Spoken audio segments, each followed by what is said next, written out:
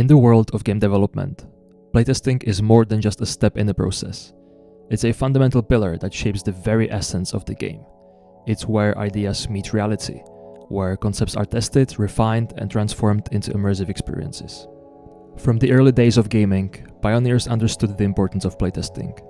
Companies like Valve set industry standards, rigorously testing their games to ensure every moment is finely tuned. Every interaction is polished to perfection.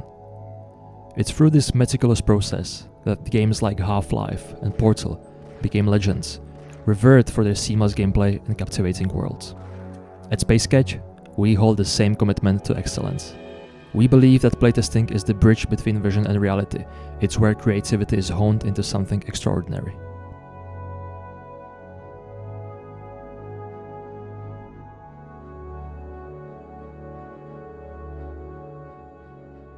Hello Catchers, I'm Dominic, the game director of SpaceCatch, and today we are excited to introduce one such update that came out of rigorous testing and feedback, the NonAR version of SpaceCatch. This patch is important for us not only because it broadens the accessibility of the game, but also because it serves as a testament to the dedication we have to craft the best possible experience for our players. This patch also brings some minor improvements. Let's take a look at it.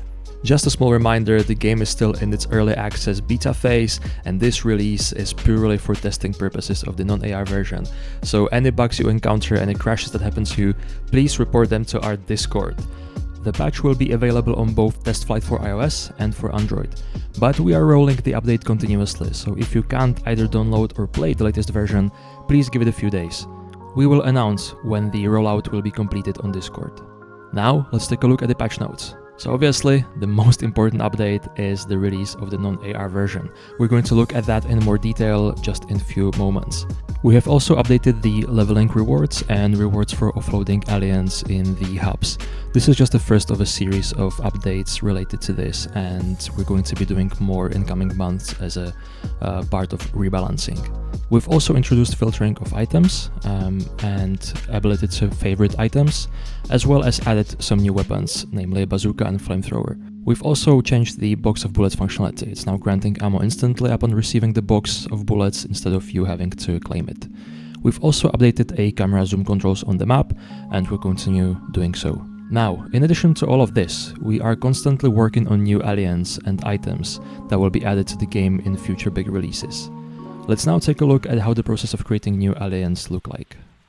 Hi Catchers, long time no see, Barry here. Last time we saw each other, I came to you as a junior 3D artist. Today, I am here as a middleweight 3D artist, so I'm super excited about that. I'm also very pleased to be the one taking you through the creation process of our aliens today. So I hope that's going to be informative, we're going to learn something together, and let's have fun, shall we? To start, there are 7 pillars when it comes to the creation process, and we shall now look at what lurks behind those numbers. I would like to premise that this process can vary artist to artist, but I do believe that this will give you a solid idea of what we all have to think about. So first, we have the handover. Concept preparation is ready when first our games designer writes the alien lore and describes the way this alien behaves and attacks. Then, when our talented 2D concept artists take this overview, they design the alien. After concept approval, they create an orthographic sheet that helps us, the 3D guys, know how this alien would look in a 3D space. They also make a polished preview image which helps us understand how the alien would look finalized. Then we have the setup. This is where the work starts. I take the orthographic sheet and split it into front, back and side and place it into Maya, which is the software of my choice. After that, I create a pure ref file, very useful actually, where I place all of my material that could help me model more accurately to the concept. I have this overlay almost always on top, so I can refer back to it back and forth anytime I need. When the setup is ready, we start to 3D model. Depending on your workflow, you either start by sculpting the alien in ZBrush or other software, and then by retopologizing it and baking it, you achieve a low poly object. For me, I model with keeping the poly count in mind from the get-go and make sure that I do not overexceed the limit by the end of the modeling process. When I get approval on the high fidelity model, then I start to optimize it and poly shred it down to make the model as optimized as possible. And now we go to our lovely UV unwrap, the nemesis of so many 3D artists. UV unwrapping can be a long and tiring process to learn, but once you become proficient enough, you'll see just how important it is, as it will have a major impact on how your textures will turn turn out. You have to keep in mind where you create seams and how you lay it down on the UV space, because all of this can come back and bite you in the bum later. This is the part where more people get involved.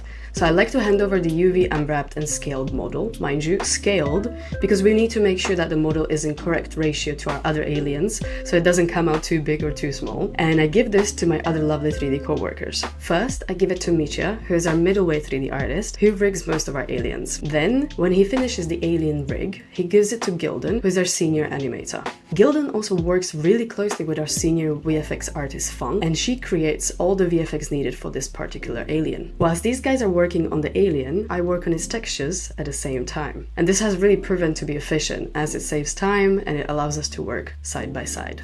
Then, all four of us, if required, we test the aspect of the alien we have worked on in Unity. I test whether the textures I have exported look good with our game settings, and trust me, sometimes the way the textures look in Substance Painter is not completely the same after we put it into Unity and after we compress it down. So this is a back and forth polishing process to make sure we reach the best outcome possible. And then we join forces. Mitya uploads the rigged final mesh, I upload the final texture packs, Gilden uploads the final animations, and Fang uploads the final VFX. Then it is up to our skilled programmers to stitch them together and make sure it all looks good to be delivered as a final product. This is another back and forth process in order to polish the final tweaks. Thank you so much for sticking by. I hope it was informative, and I'm so looking forward to seeing you later. Bye! With all the other updates out of the way, let's jump into the game to take a look at what the non-AR version looks like. Now, before we start, we recommend playing this version with a fresh account, because you will have easier access to some of the new weapons, but it is also possible to play with your old account. Now let's get to the game. Obviously, if you have a device that doesn't support AR, you will be only able to play the non-AR version. That's the whole idea why we've implemented this.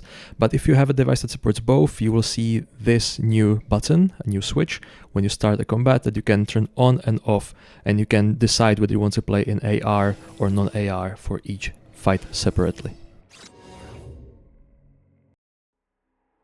Now in the AR itself, you can just look around like you would do in the AR version to look around the scene. In order to move in the non-AR version, you have to tilt your phone swiftly to a side, so you can see you can tilt right to move right, or tilt left to move left. Or you can of course tilt backwards, or tilt forwards in order to move back and move forward.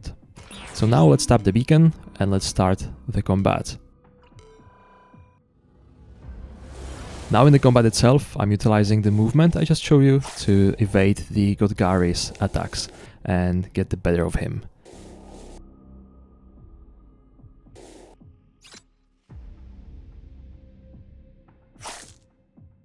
And now Godgari is finally mine.